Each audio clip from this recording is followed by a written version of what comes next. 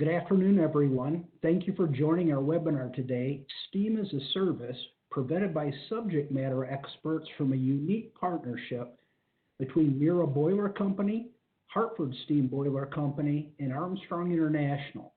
My name's Cam Spence, and I'm the Director of Educational Development for Armstrong International.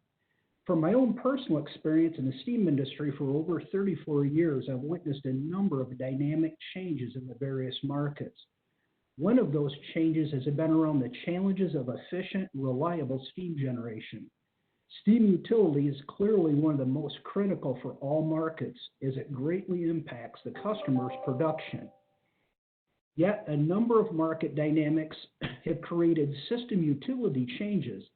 Dynamics such as availability of qualified boiler operators, poorly maintained boilers, or end of service life for a boiler system in older plants that causes large capital expenditures, changes in production over time, or even ramp-ups of new production due to something as unforeseen as COVID-19.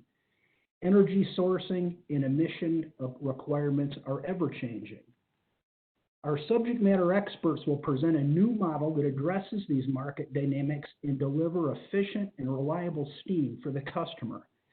I have the privilege today of introducing our subject matter experts. Our first is Paul O'Donnell, Senior Vice President of Strategy of Miura Americas.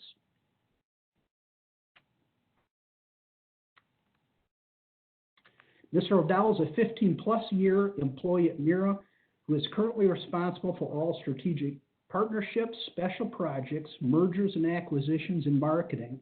About 2 years ago, Paul conceived and developed the STEAM as a Service concept for the U.S. market.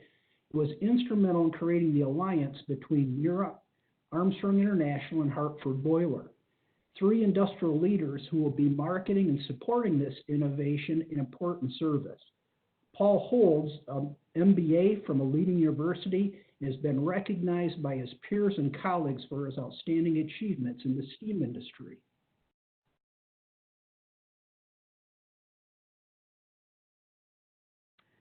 Next up is Mark Goldleaf, a strategy and innovation for the Internet of Things for HSB. That's Hartford Steam Boiler. Mr. Goldleaf is a product development leader with experience in design, engagement strategy, and digital transformation, expertise expanding 24-plus years of agency and client-side experience. Mark leads the industrial Internet of Things engagement at HSB, helping to build customer-centric and market-leading IoT solutions for industrial enterprises. His focus is on the Industrial 4.0 production optimization, predictive maintenance, and as-a-service transformation that are custom solutions for cutting-edge risk mitigation backed by guaranteed results. Our third subject matter expert is Scott Knight, Director of Engineering and Project Development for Armstrong Service. Scott has 30-plus years of industrial operations and maintenance experience in utilities for industrial and food manufacturing facilities. This includes 15 years in cogeneration, energy, and utilities management. He's worked at plant and corporate level in utility infrastructure management, focusing on energy and utility reduction projects and programs. Scott holds a Bachelor of Science degree from Western Michigan University. He's a certified energy manager through the Association of Energy Engineers and is past president of the Kalamazoo Valley Chief Engineers Club. To kick things off, we'd like to play an introductory video.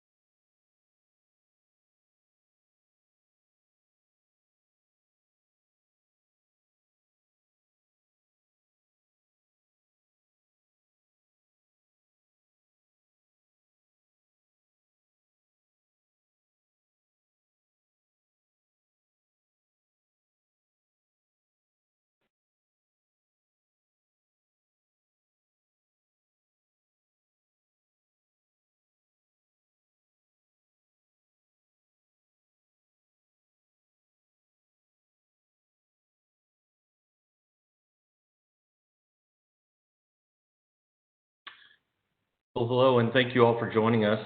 This is Paul O'Donnell with Miura, and we have about 20 slides we're going to go through today to dig a little deeper into some of the concepts and the offering that were just presented in the video. Of course, it probably goes without saying that whether you're looking to design and install a new steam plant or to retrofit an existing steam plant, it's quite a complicated project.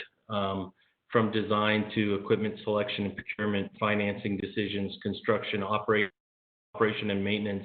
It's a broad, diverse skill set that's required to come together, pull the project together, and build steam infrastructure.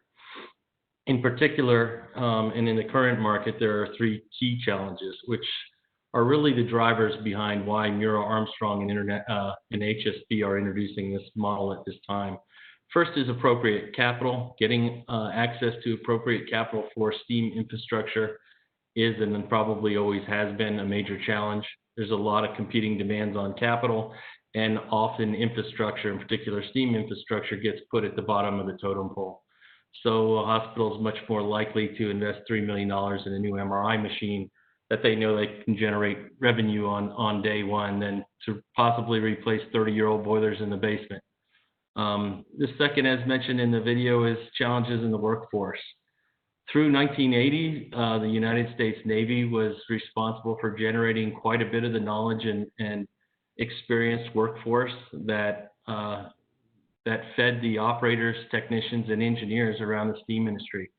But in the 1980s, when the Navy moved away from steam-powered boats to gas turbines, then they closed down their boiler technician school, and of course we've been feeding off as an industry that knowledge for the last 30 to 40 years. As those individuals approach the age of retirement, we call it the silver tsunami in the industry. It's becoming more and more challenging for end users and customers to find capable people to maintain their plants.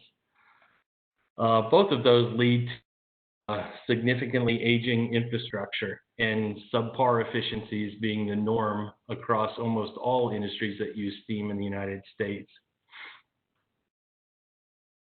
People either fail to invest in best available technology because of limitations with capital, or just lack of knowledge about what new designs and technology are available. That's where Steam as a Service comes in. We have brought together what we think is a world-class partnership of three companies that are experts in the field of steam and steam generation, and have put together what we believe is a really revolutionary turnkey solution that's quite differentiated from other models that exist. In its purest form, Steam as a Service takes all of the components involved in designing, installing, financing steam facility, operating, maintain, and turns it into an operating expense, single monthly payment, all inclusive, and takes responsibility for the maintenance and operation and optimization of that plant off the customer's plate and puts it into our hands. Who better to maintain, operate, design your boilers than the people who manufacture them?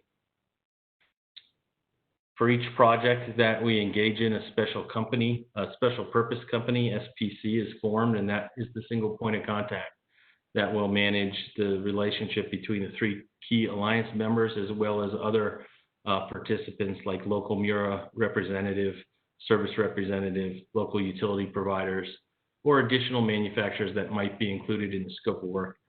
I think that's an important time to add that we are going to talk a lot about Steam as a Service today, but one of the reasons that we reached out and formed a partnership with Armstrong International and Armstrong Services is that they have decades of experience not only in steam, but also in operation and maintenance of energy systems as a whole.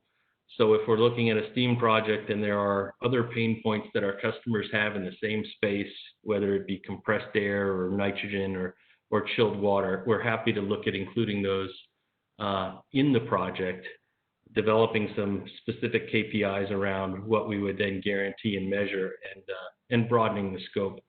So let Scott from Armstrong talk a little bit more about that as we get to his introduction.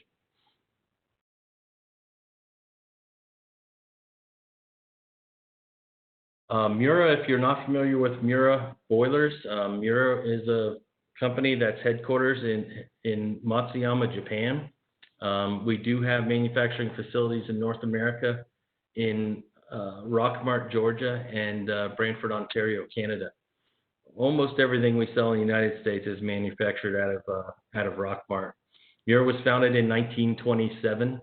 In the 1960s, we introduced a new small modular fast response boiler technology to the market that now has become our core product line and the primary boiler technology in Japan and many other countries in the world. Everything that we do is modular in nature. The single largest unit we provide in the United States is 300. We have a MI control system that allows you to gang those up in 5, 10, 15, even 20 units in some cases. To maintain optimal efficiency, of course, N+1 is inherent in the modular design, and as well as unparalleled scalability for either changing seasonal loads or increases or decreases in demand as your business needs evolve. We believe that technology offers the best-in-class safety, reliability, and efficiency record. Approximately 5,400 employees globally, and currently have over 140,000 units in operation around the world. We've been manufacturing and have a robust service and representative network in the United States market for well over 30 years now. With that, Scott, are you on the call, and did you want to speak a little bit about Armstrong? I sure will. Thank you, Paul. Again, this is Scott Knight with Armstrong Service. Armstrong was founded back in 1900 and for decades played heavily in the steam and condensate arena, but now it's expanded to hot water systems, humidification, again, steam and condensate. And back in the mid-90s, Gus Armstrong decided that there was a need for utility engineers, operators, maintenance personnel at different sites, so he created Armstrong Service. Armstrong Service is broken into two halves. One half is the engineering, the turnkey projects, product solutions. The other side is operations and maintenance. But because we stay very close to the big A, as we call it, education and training is high on our list. We spend a lot of time. We have a STEAM. It's called STEAM University, where we cover a wide range, anything from learning about simple traps to combined heat and power. So we cover a broad range of materials. So back to you, Paul. Great, thank you, Scott. And Mark, I know you were having some trouble, technical difficulties. Were you able to join the call? Well, let me try to introduce HSB as well. I apologize to the attendees. HSB was slated to be here, and I think Mark is trying to join. Maybe he can speak when he comes in. But most people are probably familiar with HSB, Hartford Steam Boiler. Founded in 1866, Hartford Steam is synonymous with safety and insurance, equipment insurance, and breakdown insurance within the steam boiler industry. What you may not know about HSB is that they also have robust engineering services group, as well as in more recent time, we're making a major player movement into the IoT space. With the Internet of Things and remote monitoring and sensing technology, the landscape is changing around equipment breakdown, and preventative and predictive maintenance is becoming much more important. So HSB has made about a $500 million investment into IoT space to modernize and update their insurance business. So we are very happy to have them as a partner in the Steam as a Service Alliance. Not only do they obviously provide the insurance and the guarantees, performance, reliability, and efficiency guarantees behind the model, but they also provide the IoT technology, which really enables the platform, enables Miura, Armstrong, and HSB to function as a single entity and to monitor and optimize the steam plants that we'll be building over the life of the contract.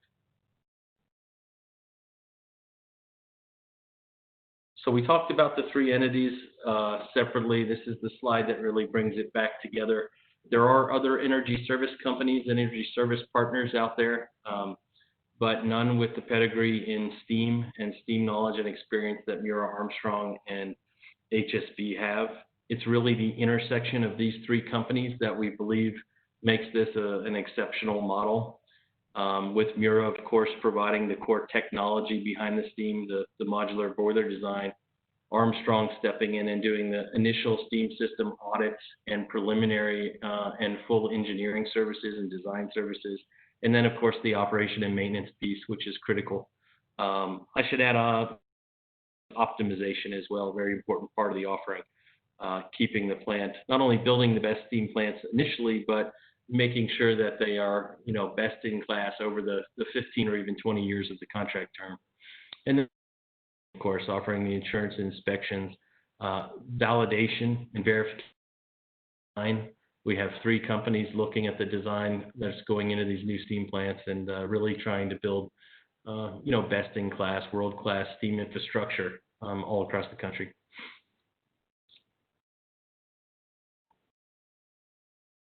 Just a little bit more on project flow. Again, I mentioned that in its purest form, the steam as a service model turns steam into a utility, just as you would buy electricity or water, single monthly bill, and we take responsibility for all the steps involved in converting gas, water, and electricity into steam.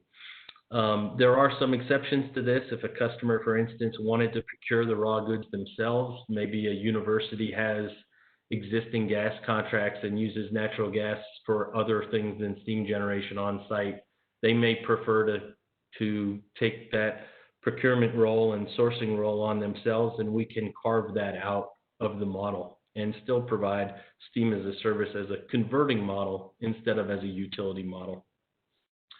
One common question is, can we do steam as a service without the operation and maintenance piece? The answer to that is no. We cannot own and take responsibility and provide the guarantees for performance, reliability, and efficiency if we aren't the ones that are taking care of and monitoring and responsible for the upkeep of the equipment. So I'll throw that out there. We can carve out the financing if somebody wanted to have the benefits of steam as a service, but they had their own capital, then we'd certainly be willing to look at that as well. Very transparently, we're happy to share our finance rate. We do think it'll be competitive. We do believe that's a primary driver of the model, but certainly willing to engage on a project by project basis and talk about what your specific needs are.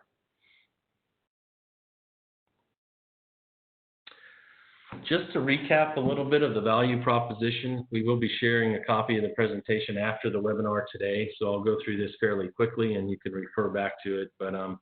But cost savings is obviously number one, either investing in building the best available, best-in-class new steam plants, or retrofitting an existing plant to significantly increase the operational efficiency. There's savings potential, even in some cases, year one savings, even after financing the entire model. No upfront capital, I think that's been very clear. The first bill as a steam as a service project is the first month you produce steam. Reliability and peace of mind, this is really the core behind the principle. Steam as a service allows our end users to focus on their business, what they do best, and allows us to focus on what we do best.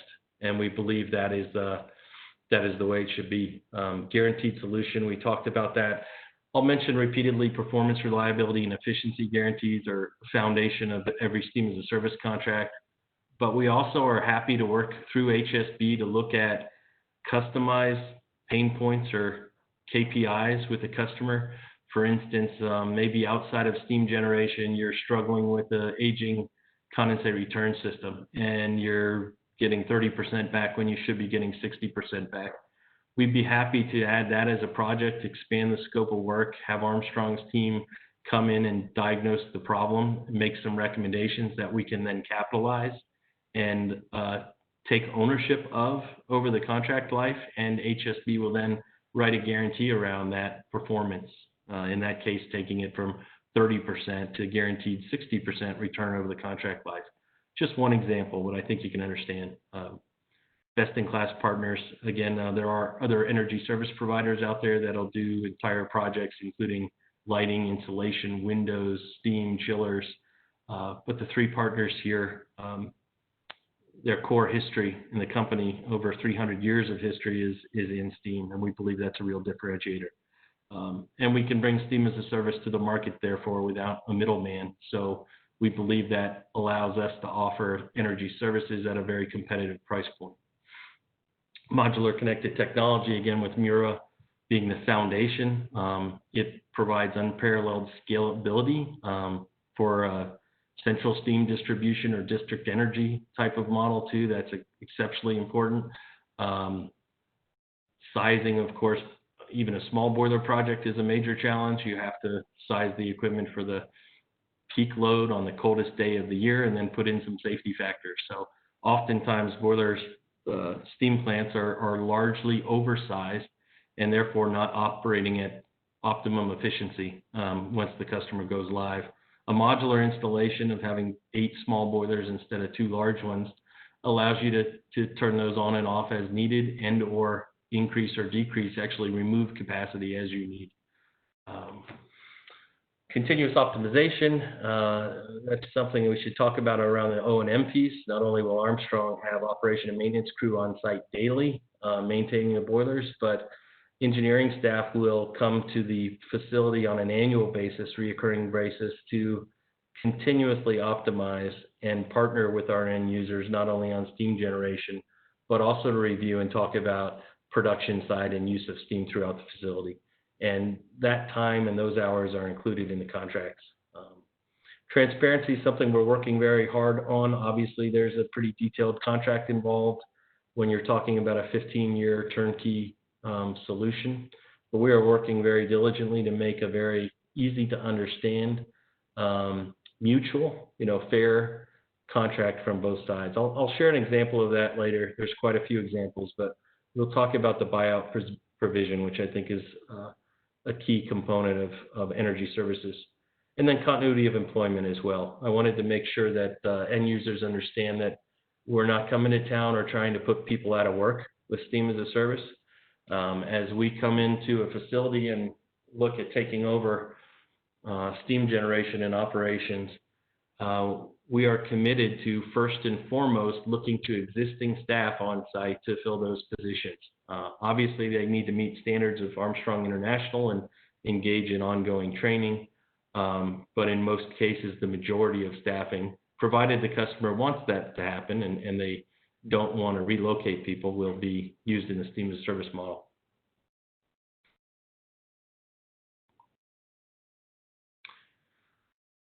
This is one, again, that usually HSB takes. Mark, have you been able to join the call yet?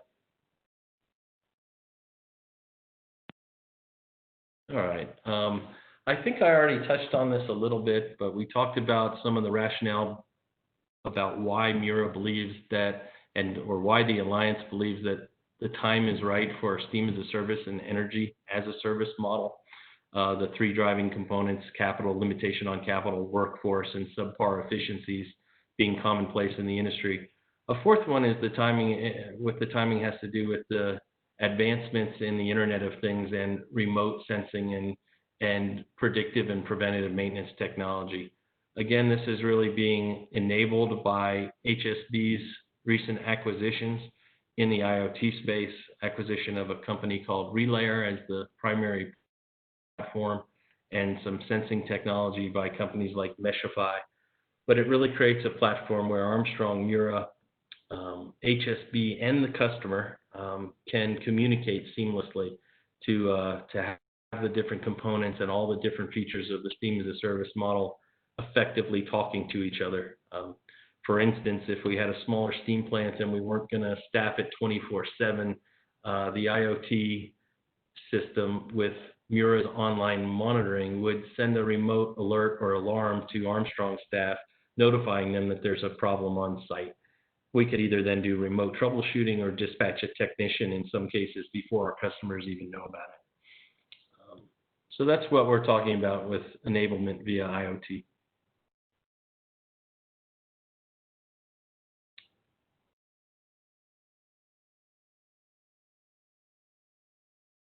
I think I talked about these in detail. I'll go over them one more time. Guaranteed solution. We are providing guaranteed metrics around performance, reliability, and efficiency for all our Steam as a Service proposals. But then again, I want to make sure we reinforce that it's not limited to just the efficiency, performance, and reliability around steam generation.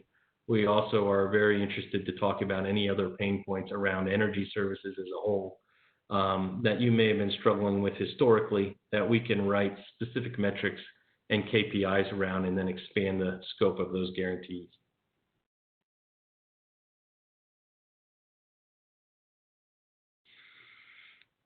This is a little peek behind the curtain in the pricing model and what the actual invoices would look like. Obviously, I mentioned that we invoice with one single monthly bill, all inclusive.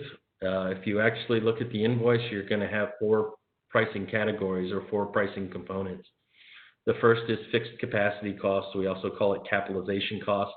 Obviously, if we're talking about a $2 or $5 or a $10 million project and we're funding that, then we need to amortize those costs over the life of the contract and in order to stay whole.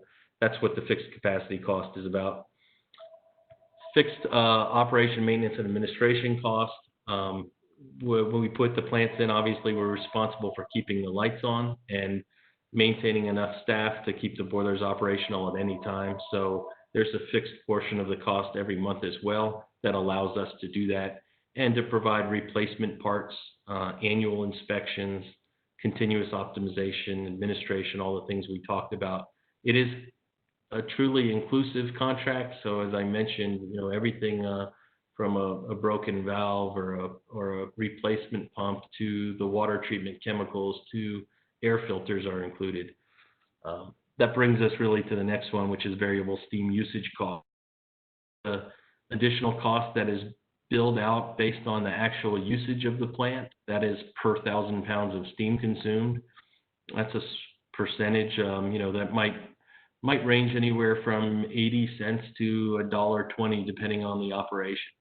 But that allows us to track the actual usage of the plant, to account for and bill for the consumables that directly vary with the amount of steam you produce. Water treatment is one. A big portion of that cost is water treatment. So the more steam you produce, the more chemicals you consume. And then, of course, proportional wear and tear on the equipment. The more it's run, the more it's utilized, and generally speaking, the more it's going to cost to maintain it over time. This also allows us to track our business and the billing with your productivity. So the more widgets you're making, the more patients you're serving in a hospital, then the more steam you're using and the more revenue our alliance is generating based on the value we're bringing to the table. Fourth one is easy. That's just the raw materials cost. We don't get involved in selling the natural gas. What we would do is be involved in negotiating and in many cases bringing partners to the table that could provide very competitive, attractive rates. And then should you select to have us provide that, there'll be a simple bill processing service that we will monitor, track, audit those bills, and then include them in the single monthly payment.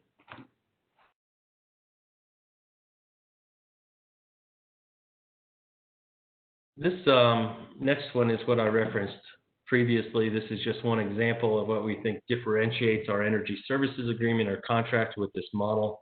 This is the buyout provision. So standard contract length is 15 years.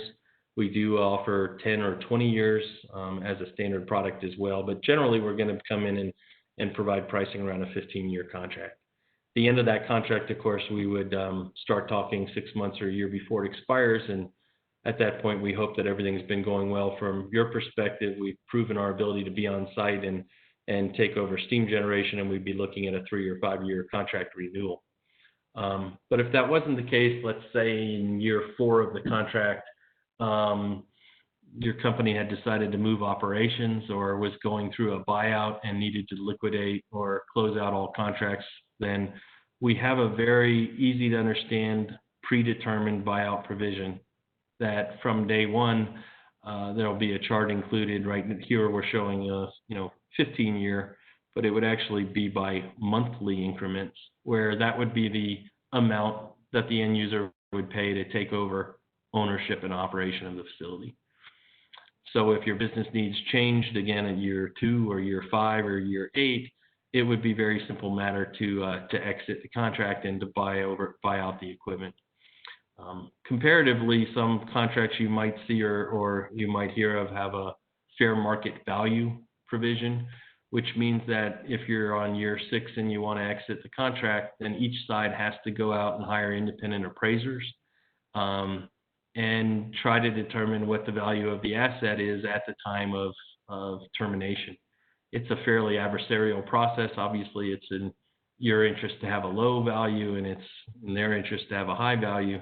And so, oftentimes it can be a lengthy and difficult process. So we really believe this is a superior way of providing buyout provision.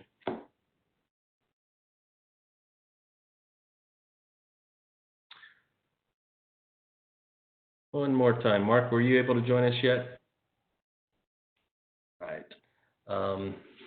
Wanted to talk a little bit about the financial model. I am not, didn't come up through the accounting side, so I'd have to defer you back to HSB for additional questions and or your accounting people or tax people. But basically, there's a significant advantage for many customers in a Steam as a Service model because it allows for off-balance sheet financing and capitalization. So because of the new regulations of IFRS 16 and the implications, the way we've structured the energy services agreement around Steam as a Service should allow most customers to treat it as a truly operating expense as opposed to a capital expense or a traditional lease, which would be required to be shown as a liability on the balance sheet. And so in particular for any publicly traded company or anybody who's balancing the books to that level, this can be a significant advantage.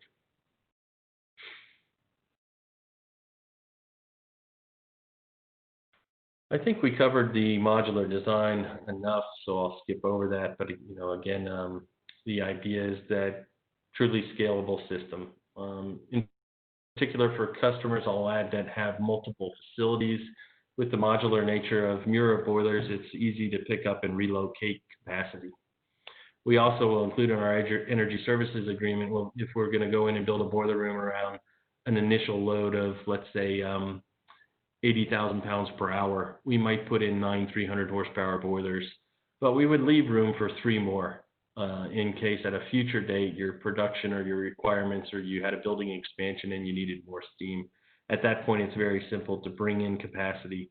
Or similarly, if you wanted to relocate capacity from one facility to another, then we can remove those individual units, make a very simple line item adjustment to the monthly contract, and transfer that steaming capacity, either between existing end users or even across end users by providing a pool of boilers that we can use and still fully guarantee that may be lightly used.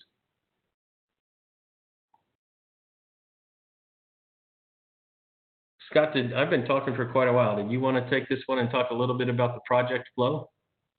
Sure, I sure will.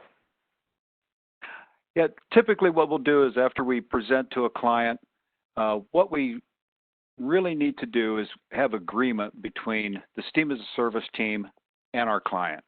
And that means we have to agree on what the scope of the project looks like, what the equipment, what's in the project, what's out of the project, and also, interestingly enough, what they are actually currently paying for their steam.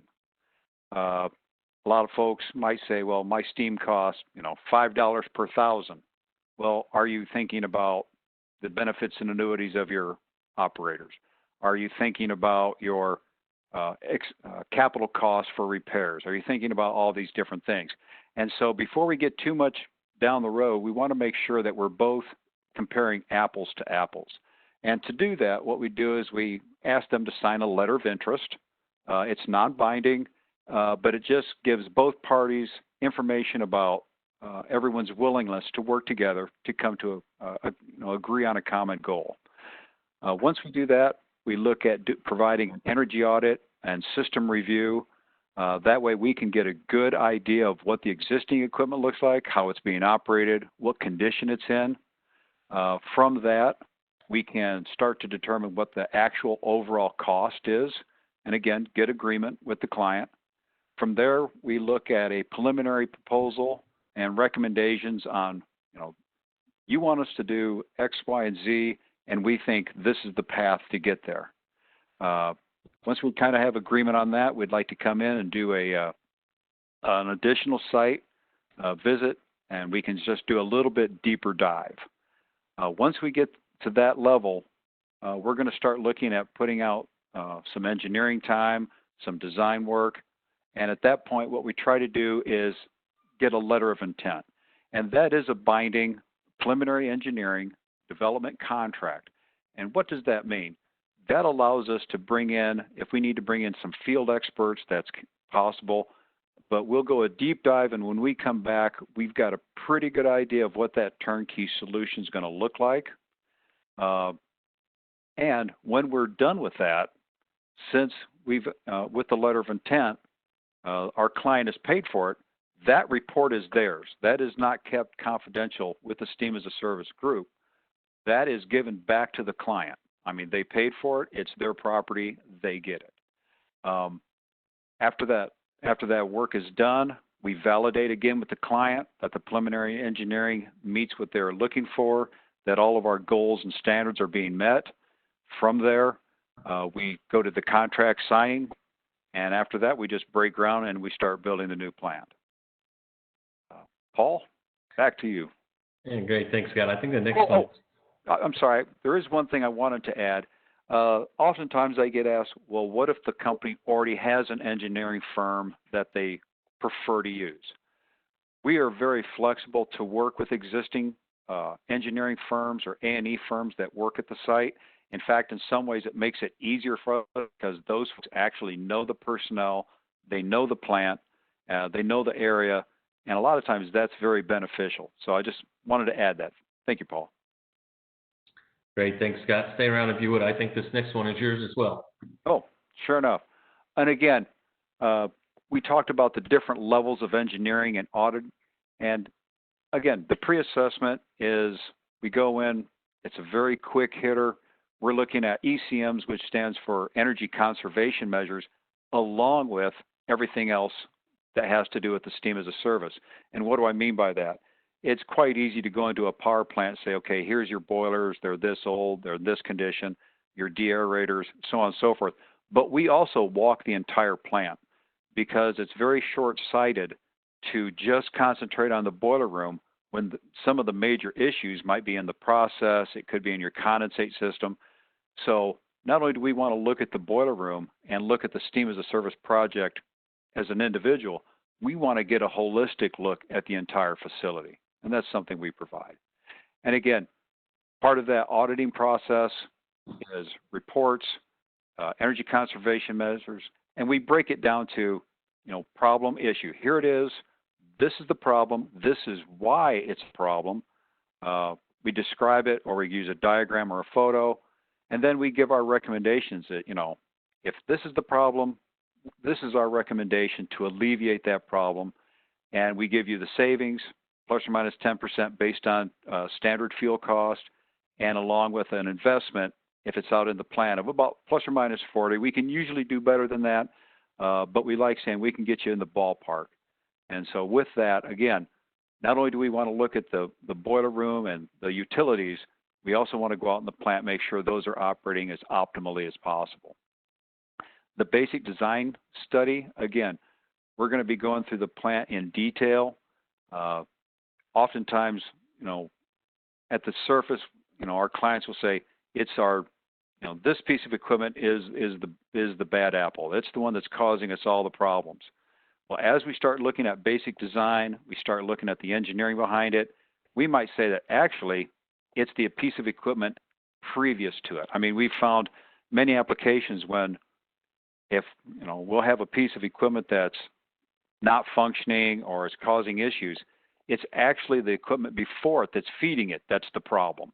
And so by doing a basic design study, doing a deep dive on all the equipment and operations, we can solve those problems. But again, at this time, with the basic design, we're going to be looking at what are the controls going to have to look at, what is the layouts going to have to be, what kind of permitting is going to be required? Is this going to change the Title V or the small synthetic air permitting? What about the local utilities, like the water service, the electrical contracts? That's when we start going through and doing a much deeper dive just to make sure that we haven't missed anything. And again, once we come up with that, we can get the firm savings and investment at plus or minus 20. And that's what we're talking about as part of the letter of intent. That's typically, depending on the project, going to be between $50,000 and $100,000 to complete the basic design study. With that agreement, and we get the contract, then we go into detailed engineering design. And as most people are aware, this is a full contracted, all the drawings, all the permits, everything that you would normally get basically in a greenfield site.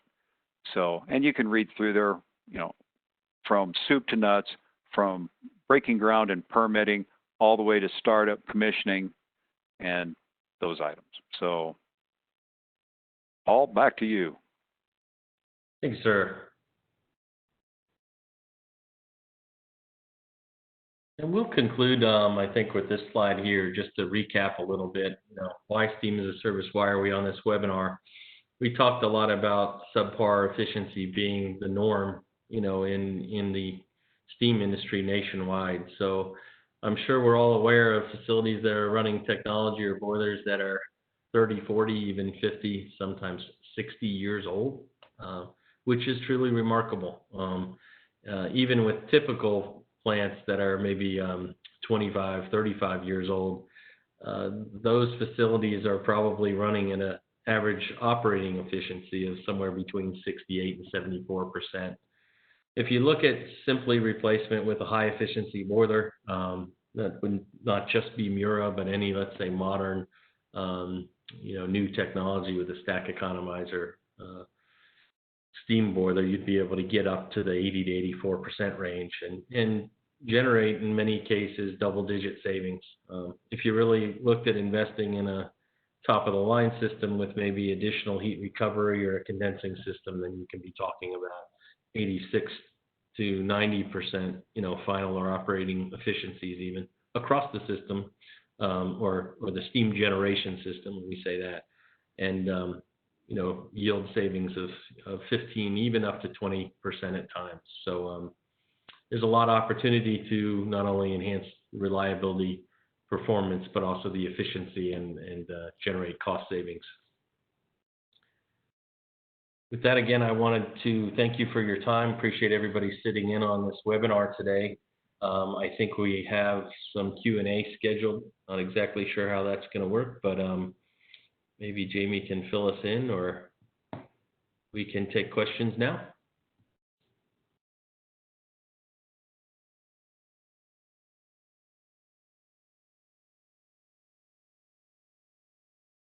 Scott, are you there with Kyle? And will we be seeing questions, or how will that be handled? Paul, I'm not seeing any public questions, but maybe you guys should check your individual questions and answer section and see if someone sent them directly to you. Great.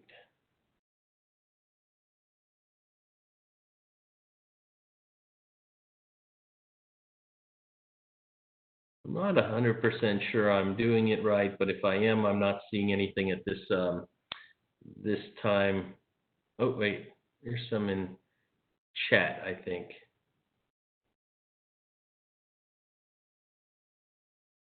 Yeah, we have a question from Tammy, I think, that said, if we are replacing an existing boiler system, do you try to get any energy or utility energy credits to help reduce the cost?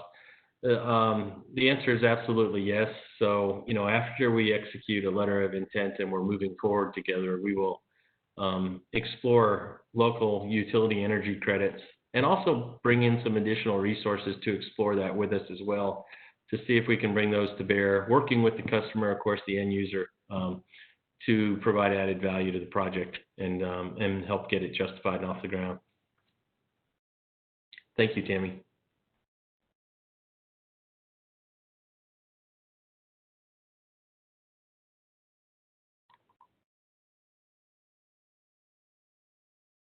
All right, Scott, I'm seeing one here from Ferris Rashid. Can you provide some information about Armstrong Steam University? Does it award a certificate, location of it, and is it available online?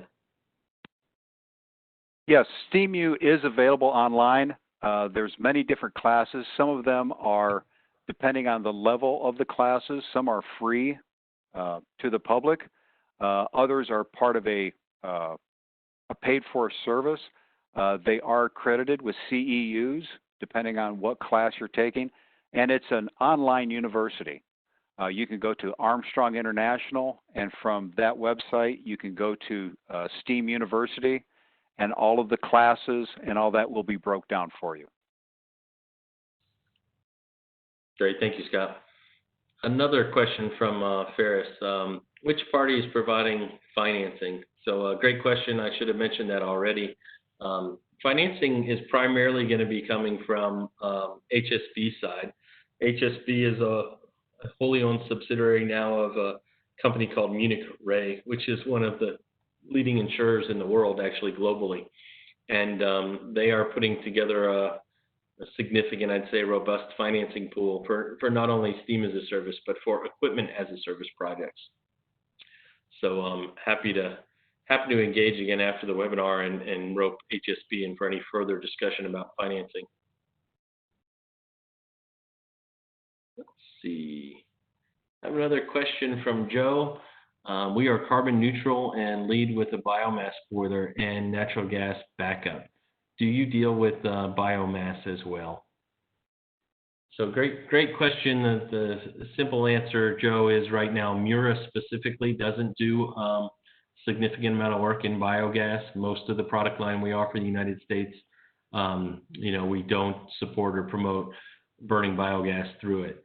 That being said, we are certainly willing to look at other available technology. If it was a small amount of blended biogas, it may be something we would even talk about through the Miuras, but we would be willing to look at sourcing or partnering with other manufacturers to provide waste heat boilers or, for instance, condensing economizers or equipment that Miura doesn't manufacture. So certainly be happy to talk about it, but hopefully that answers your question.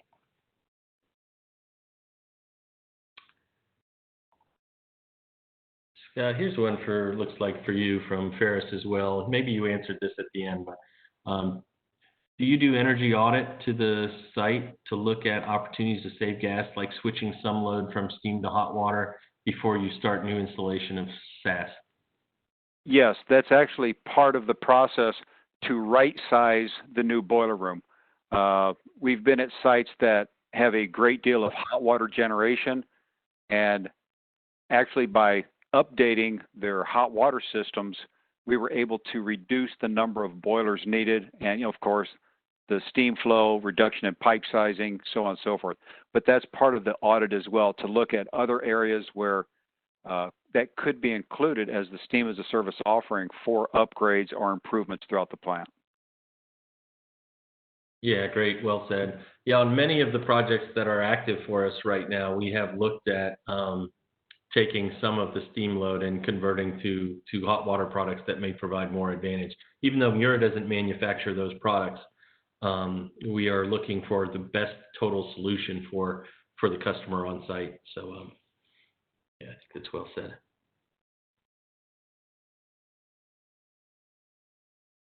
Mitchell has one here. How does the steam as a service in-service time compare to the traditional conventional model? Scott, help me with that one. Did you, in-service time, how do you read that? You can either look at the way I've always read in-service time was how you balance the boilers, and that's what's nice with the Miura units. You can get them to automatically hour adjust, which means that, let's say you have 3 boilers. Number 1 is the lead, number 2 is your hot backup, and 3 is off. And it might run that way for 24 hours. Then number 2 takes the lead. Number 3 is your hot standby. Number 1 is off. And that way your in-service time is balanced across all the boilers. At least that's how I read the question. Yeah, great. Thank you, Scott. Mitchell, if we didn't nail that, if you can resubmit or send another one in clarifying, but hopefully that answers your question. Or we can follow up with a separate question offline. Another question here. I think we have 6 minutes left still. So from Ferris, sorry, I think I went back too far. Let me get back up. Does the owner take over the operations at the end of the contract if not renewed? What is the difference in cost difference to the owner if the contract is renewed? So the answer, I think basically there, Ferris, is yes. At the end of the contract, at the end of, let's say, 15 years, if it was a 15-year contract, there's a decision point. First is to renew the contract. Obviously, you said if it's not renewed, then the customer has 2 choices.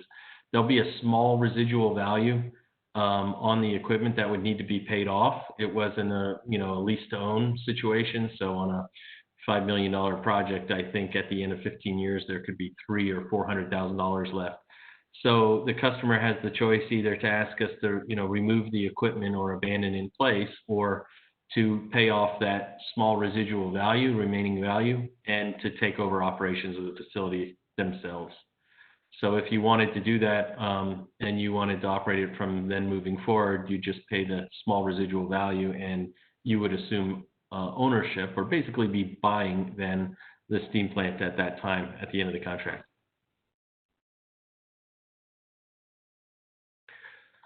Great question here from Ferris as well. What commitment is required by the owner in the letter of intent? So there's really 2. The letter of intent commits us to putting significant resources on site, obviously, to develop and flesh out the project and do basically preliminary engineering work. So there's a monetary guarantee. It might be, as Scott talked about, let's say $75,000. So how that would work is you wouldn't pay any money up front. There would be no invoice generated with the signing of the letter of intent. But at the end of the 60 or 90-day period, you would then see our final contract and our final proposal with a guaranteed price over the contract life. And you would decide then to either proceed with steam as a service or to possibly put in the equipment yourself and do traditional ownership and operation. If you proceed with steam as a service, that money is never invoiced. It just becomes part of the contract. So there's no payment until you have your first month of operation. If you decided to take the design and either not do a steam project for some reason, or to do traditional equipment installation and customer operation and maintenance, then you would pay the money for that preliminary engineering. The other thing is during that period, that short period, typically anywhere from 45 to 90 days, typically 2 to 3 months, it would commit the customer to be in exclusive negotiations with our alliance as well. So again, we're going to be devoting a lot of resources and time and energy and coming out and communicating with you about the business model. And we'd ask for the opportunity to work that out until we submit the final contract for your review before discussing the project with any other entity.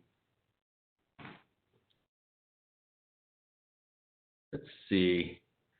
Jeff Hicks here. Not sure if you can see my earlier question. Did you say that you will use local talent to operate? Yeah, so great question, Jeff. Generally speaking, when we go into a facility that has an existing steam plant, Armstrong is going to first and foremost look to the existing operators on staff to. Scott, did you want to take this call? Sorry. Sure. No, that's fine. Yeah. Typically, historically, Armstrong O&M sites have hired over 50% of their crew from the existing customer team. We need to understand, though, that there are some clients that don't want that to happen. They would rather keep all of their employees in-house.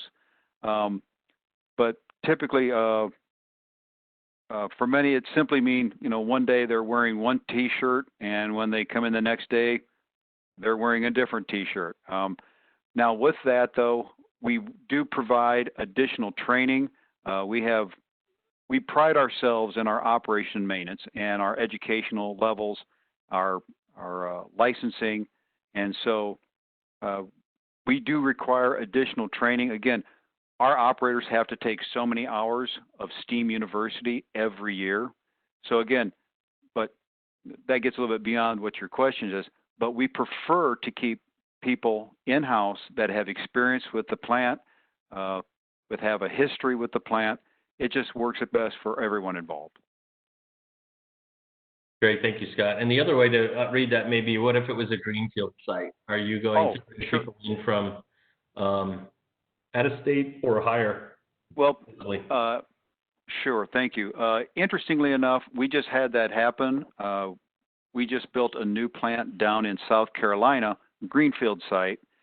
And so what we've done is the site manager at that location actually started out as an assistant operator in our Muscatine operation, ended up working at 4 or 5 different sites, going through higher levels of education and higher levels of management.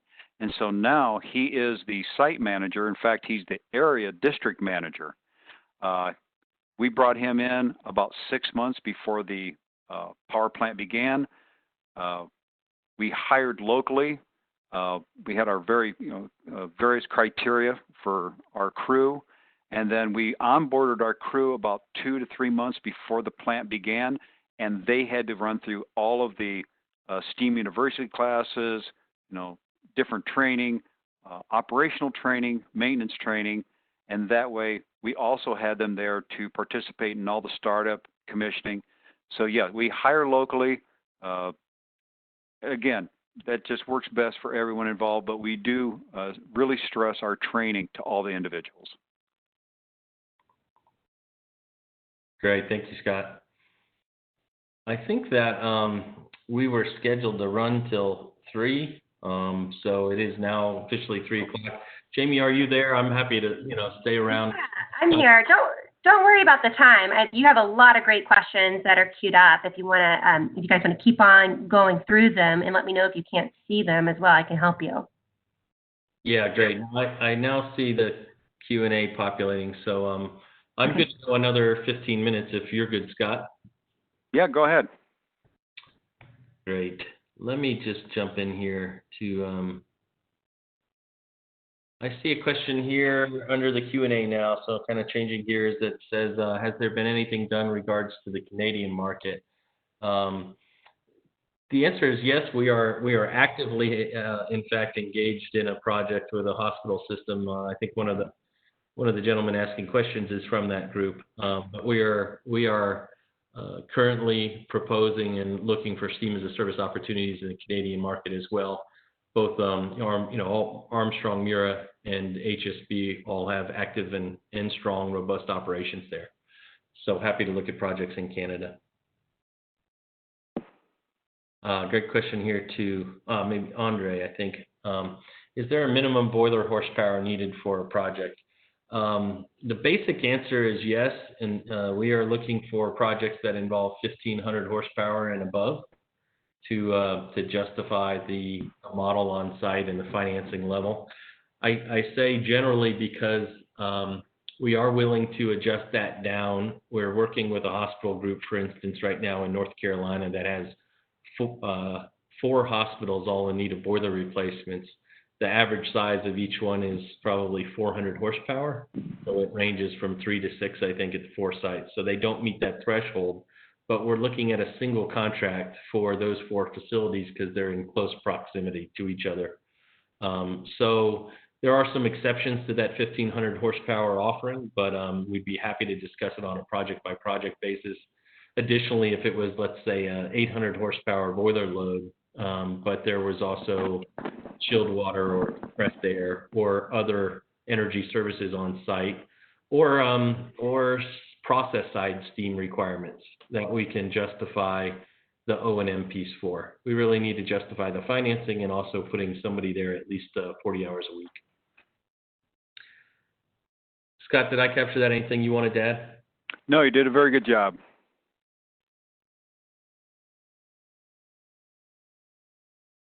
This question, Scott, I might need your help with too.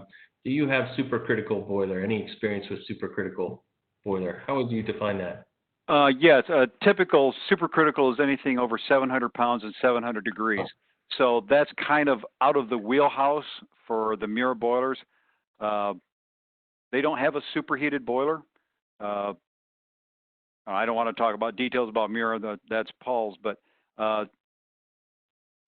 just there's also a question about can this be part of a combined heat and power? Again, you could, but with pressures limited to 300 pounds, you really don't get the throughput on a turbine to be able to push enough through it to actually make it viable, unless you're spinning a pump turbine or something along those lines. But for electrical generation, it's the numbers don't work very well. But for supercritical is typically defined as 700 pounds and 700 degrees, so that doesn't apply here. Yeah, great. Thank you, Scott. Yeah, and I would just add that, generally, Miura, of course, operates up to 350 PSI now, so we don't generally get involved with cogen. But if there was a hybrid plant, we're working and proposing steam as a service right now to a large brewery that has some cogen on site, but then they also have a traditional low pressure, a fairly large traditional low pressure steam demand. And because of that, we are willing and looking at a project that may take over both sides, and then partnering with Armstrong and our alliance to look at the cogen side as well. So we certainly would entertain that discussion and like to have further follow-up. I did see one question about solid fuels. Miura boilers can be natural gas or fuel oil or propane, but correct me if I'm wrong, Paul, you don't have anything that can actually do coal or any kind of pulverized material. Is that correct? That's correct. Okay. Or, wood chips. So again, perhaps if it was a hybrid plant and they had some of both, but if it was just solely a solid fuel project, probably we wouldn't be the best choice. And that kind of brings up another point. We're working with a client in New York State where they need to expand their boiler room, but they don't want to. They have two existing boilers that have been recently rebuilt, but they need additional boiler output. So we're looking at the steam as a service to not only add additional Miura boilers to their site, but the long-term contract would include the existing boilers. So again, we're fairly flexible on what we can accommodate when it comes to, how we fit into each client's individual needs.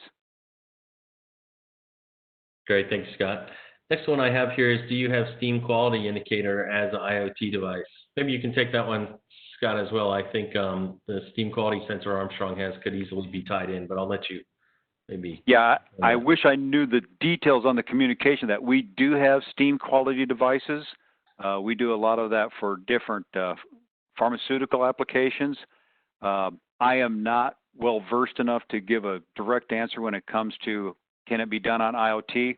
With all the different sensors and outputs on the system, I don't see why it couldn't be. But that's a good question. I'll find out. Yeah, fantastic. Yeah, how is the local Miura rep involved in the projects? That's a fantastic question as well. I probably should have qualified that. Miura brings the product to market primarily through manufacturers' representatives. In fact, our Tier 1 representative is called a Miura partner, and we consider them, part of the Miura family, so to speak. So when we talk about this being an important alliance between Miura, Armstrong, and HSB, we include our manufacturers' representatives in the Miura statement. And our local reps, where we have local reps that have service capabilities, which is the majority of them, they certainly will be involved on site. Armstrong's team would be performing what we call operation and routine maintenance. But any of the, the heavy lifting or the annual inspections even, we'd be planning to bring our partners in to really get a second set of eyes and to work together in partnership with Armstrong. So local representatives also would still be involved on the sales side and working with the customers. They're part of the local community.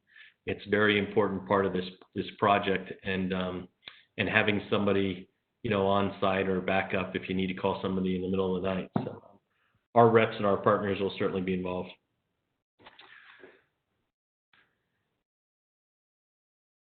If a plant needs to add, next question from Mike, if a plant needs to add 30% more capacity, is the existing equipment become part of Steam as a Service? So Mike, the short answer is we're certainly willing to look at that and take over operations and maintenance, of course, for the existing equipment. Depending on the age and a preliminary audit, we may have to have an exclusion to the performance or reliability or efficiency guarantee.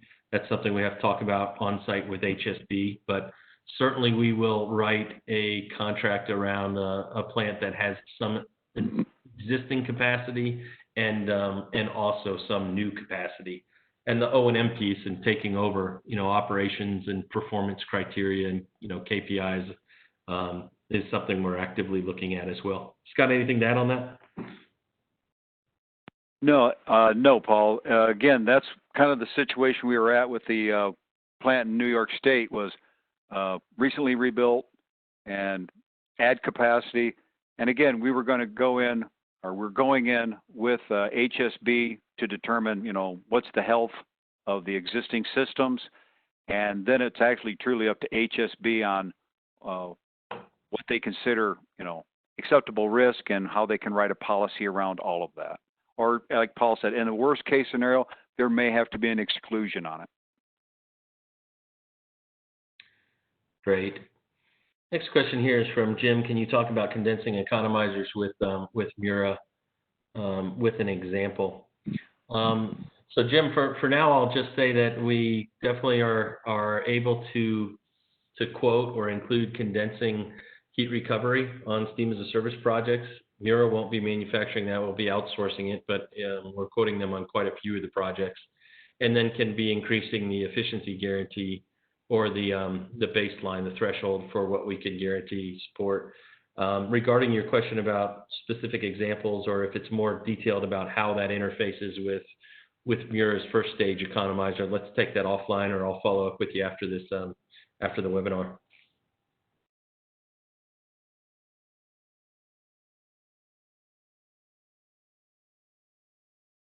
Scott, maybe I'll pass this one to you. I think I'm going to struggle with it here. From Tracy, if there are existing challenges with wet loads in the CSR, oh, it just went away.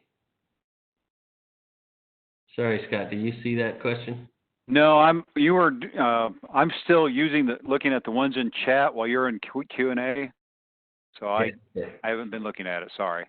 Sorry, I don't know. The list just updated. I apologize. We are committed to answer all these questions after the webinar and then publish the results as well. So I'm sorry, I don't see that question anymore. But we will get back to you. Will the slides be shared? I believe the answer is yes. From your side, I think we're okay with that. Probably won't want to send them directly to our competitors, but by and large, yes. Scott, do you know, have you talked about that from Armstrong's side? I'm sorry, I was trying to get the other questions up. Could you repeat that, please? I apologize. Question was, will the slideshow be shared after the webinar? There will be a recording of the entire webinar, so you could not only get the slides through the recording, you could get the entire presentation. Yeah, great. So I think the answer is yes, but we'll confirm. I found the question again. So here you go, Scott. If there are existing challenges with wet loads in the CSR department, how is this addressed? And under the Steam as a Service model, do you assume the risk for any unavailability clause? Yeah, we've talked about that before. And it all comes down to, with HSB and us providing the operation and maintenance, as to what level of quality and what level of uptime you're looking for. Some clients require, 99% uptime with a 99.5 steam quality. So when you talk about wet steam, just so everybody understands, the drier the steam, the better the quality. So what you're talking about is wet steam. Certain pharmaceuticals and other clients that we deal with, they need 99.99% dry steam. And again, I've talked to HSB about this, and they are willing to write those kind of guarantees into the system or into the contract as long as we put the proper equipment in place and we have the proper operations in place. Yeah, definitely, most assuredly. Okay, yep. Yeah, we have a project right now that involves, steam quality is the number one concern. It's for offsite sterilization at hospital industries, and we definitely confirmed last week that we'd be willing to write a guarantee around that. We might put in some additional equipment, monitoring equipment from Armstrong. Correct. We will work that out in the engineering phase. And then unavailability clause is really going to be part of the standard. But as Scott said, the initial contractor proposal by HSB generally includes a certain number of hours per year, very minimal number of hours, but it might be 99.9% then uptime or 99.2. But we can dial that in based on your needs. Of course, it at the end of the day affects the cost.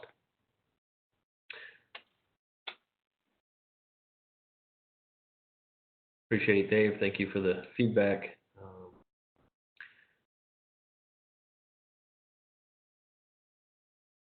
Does your boiler have facility for automatic blowdown controller? I think the answer to that is yes.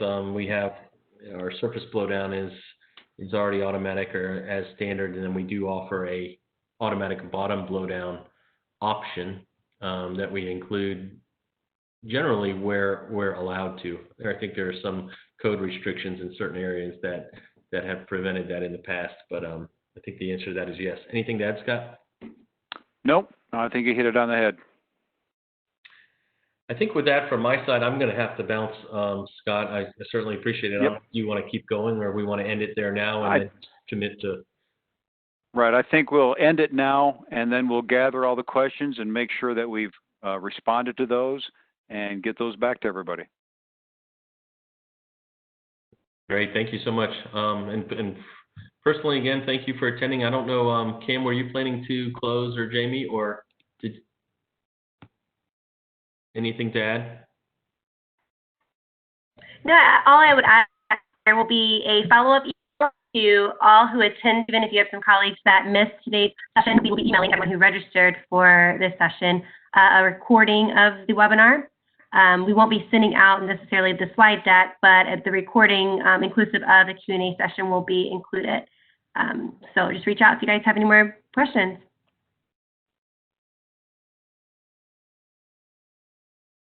Fantastic. Thank you all. Have a lovely day. All right. Thank you, Paul. Thank you, all the attendees. Thank you, Jamie, for all your help. I appreciate it. And y'all have a good rest of your week and a good weekend. Have a good one. Bye-bye.